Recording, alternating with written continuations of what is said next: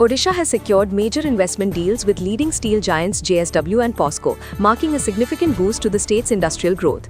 Two large-scale steel plants are set to come up in Dhenkanal and Keonjhar districts. According to Industries Department Additional Secretary Himanta Sharma, Odisha currently has two major steel projects in hand. A 5 million ton capacity steel plant will be established in Keonjhar, while a 6 million ton capacity plant will be set up in Dhenkanal. Around 1,000 acres of land are already available in Dhenkanal, with the government ready to provide additional land as required. The seat government has also assured timely clearances and full support to ensure smooth execution of these projects. These developments are expected to accelerate industrial expansion, create employment opportunities, and strengthen Odisha's position as a key steel hub in India.